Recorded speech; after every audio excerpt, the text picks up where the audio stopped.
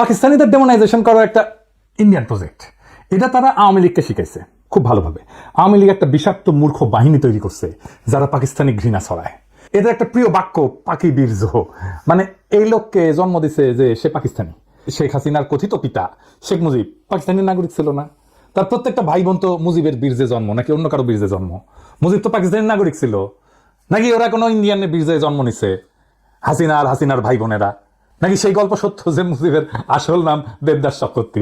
হ্যাঁ, এই যে দেখেন মেঘমাল্লার স্লোগান দেয়, জানি জানি সবই জানি, সাদিক কায়েম পাকিস্তানি। শুনেন,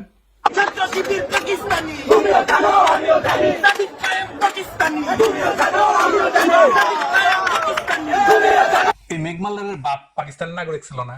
ওর বাপের পাকিস্তানি পাসপোর্ট ছিল না? নাকি ওর বাপের জন্ম বাংলাদেশ সৃষ্টির পরে? ওর বাপ জন্মাইছিল 1953 সালের 10ই নভেম্বর। তখন তো পাকিস্তান আমলে জন্ম নিছে। ওই মেঘমাল্লারের দাদা ও কেন পাকিস্তানে থাকিছিল? ইন্ডিয়া যায়নি কেন? সুযোগ তো ছিল নাকি? পাকিস্তানে থাকাও পাকিস্তানের নাগরিক হইয়াও তারা পাকিস্তানি না, ছাত্র শিবির পাকিস্তানি। তো ছাত্র ইউনিয়ন পাকিস্তানি ছিল না? যে ছাত্র ইউনিয়ন 1969 সালের 25শে আগস্ট বিবৃতি দিয়ে বলছে জামাত ইসলামী পাকিস্তানের অস্তিত্বের বিরোধী। ওর নিজের দল পাকিস্তানের অস্তিত্ব রক্ষায় দিওয়ানা ছিল। পুরো পত্রিকা দেখান এগিয়েছে স্যার, পরে আবার কইতে পারে আমরা এডিট করে বানাইছি। দেখান ছাত্র ইউনিয়নের নাম দেখান, ছাত্র ইউনিয়নের নেতাদের নাম দেখান, প্রেসিডেন্ট সেক্রেটারির নাম দেখান। ছাত্র ইউনিয়ন শুধু না, বিপুল বিক্রমে মুজিববাদী ছাত্রলীগে পাকিস্তানের অস্তিত্ব রক্ষা দিওয়ানা হয়েছে। এখন পাকিস্তান খুব খারাপ। 1969 সালের 25শে মার্চ আইবে পতন হয়ে গেছে, মানে গণঅভ্যুত্থান হয়ে গেছে। তারপরে ঘটনা, তারপরে বিবৃতি দিচ্ছে 5 মাস পরে পাকিস্তানের রক্ষায় দিওয়ানা। তাও তারা পাকিস্তানি না, অন্যরা পাকিস্তানি।